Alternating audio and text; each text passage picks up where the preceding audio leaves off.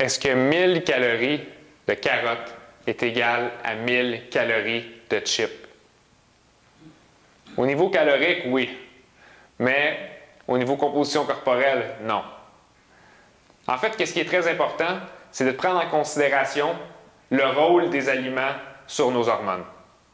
Si vous mangez des carottes, vous allez avoir une petite fluctuation au niveau de votre taux de sucre dans le sang, mais qui ne sera pas dramatique. Si vous mangez des chips, bien, vous avez du gras, vous avez des glucides mélangés ensemble, donc ça fait de cet aliment-là un aliment très difficile à métaboliser, en plus d'avoir un aliment pauvre en nutriments. Donc, qu'est-ce qui est le plus important à considérer? C'est l'effet de votre nourriture sur votre corps.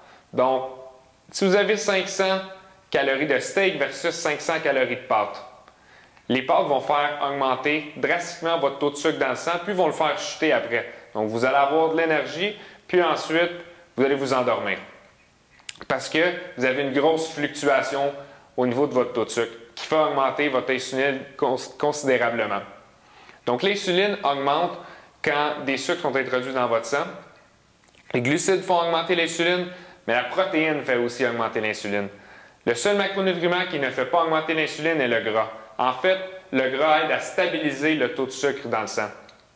Qu'est-ce qui est le plus important? C'est d'avoir une alimentation qui est balancée pour être capable d'avoir un taux de sucre dans le sang le plus stable possible de façon à accélérer la perte de gras. Si vous mangez de la protéine seulement par elle-même, par exemple des blancs d'œufs, vous allez faire augmenter votre insuline autant que si vous mangiez un yogourt qui est un sucre en fait.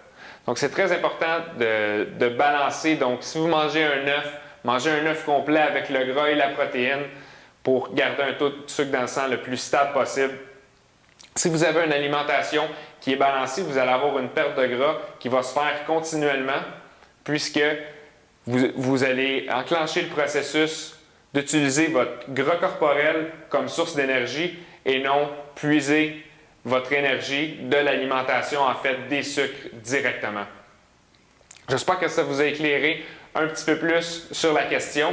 Je vous invite à visiter notre page Facebook, notre channel YouTube, notre page Twitter et le site JFT-NTL pour surveiller les prochains articles et les prochaines vidéos et nous envoyer vos questions. Merci.